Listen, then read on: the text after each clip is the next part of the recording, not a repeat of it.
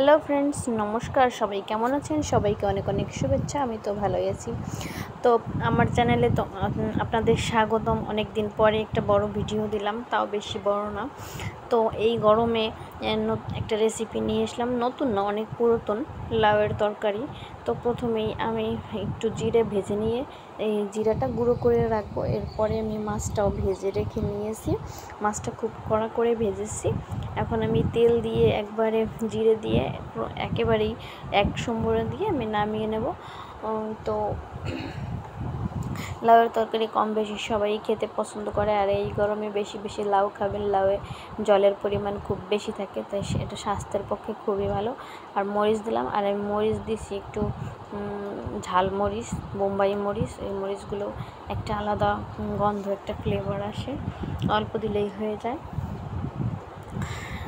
তারপরে অনেকেই আছে যে সাথে পেঁয়াজ অথবা রসুন দিতে পারে, আর একেবারে মাছও দিয়ে দিতে পারে। তো আমি যেভাবে রান্না করি সেভাবে আপনাদের আমি দেখিয়ে দিলাম। আর রান্না করাটা খুব ইজি, খুব অল্প সময়ে হয়ে যাবে। তো দেখতেই পাচ্ছেন। আর লাউটা যদি জালি থাকে তাহলে তো খুবই ভালো হয়। তো আমি লবণ দিলাম, পরিমাণ মতো লবণ দিয়েছি, পরিমাণ মতো এবার হলুদ দিয়ে দেবো। অনেকেই হলুদ, লবণ, জিরের গুঁড়া অথবা ধনিয়ার গুঁড়া দিতে পারে, তো আমি জিরের গুঁড়াটা লাস্টে দিব। আমি মশলা একটু কম খাই, তো দেখতেই পাচ্ছেন আমি ঢেকে দিয়েছিলাম। অনেকটা জল বেরিয়ে এসছে, পুরোপুরি জল বেরিয়ে যখন আসবে তখন আমি মাছটা দিয়ে দিব। আর আমি একটু বাড়তি কোনো জল ব্যবহার করিনি। লাউয়ে যে জল ছিল সে লাউটাই ঝোল হিসেবে আমি ব্যবহার করতেছি। আবার অনেকেই আছে মানে নতুন নতুন আমি রান্না দেখি যে লাউ অনেক কুচি কুচি করে কেটে তারপরে মানে তরকারি রান্না করে, কিন্তু আমরা আমাদের এলাকায় এভাবেই রান্না করি। এভাবে খেতে আমাদের খুব ভালো লাগে। আর কুচি কুচি করে আমরা লাউ ঘন্ট করি, লাউ ভাজি করি।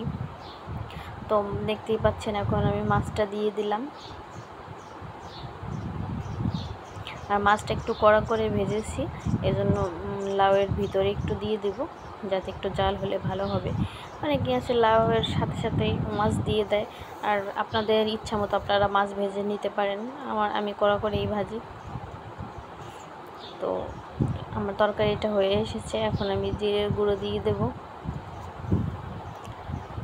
আর লাউয়ের কালারটা দেখছেন কত সুন্দর, এখনও সবুজ আছে। লাউ যদি বেশি জাল দেয় তাহলে কিন্তু টক হয়ে যাবে।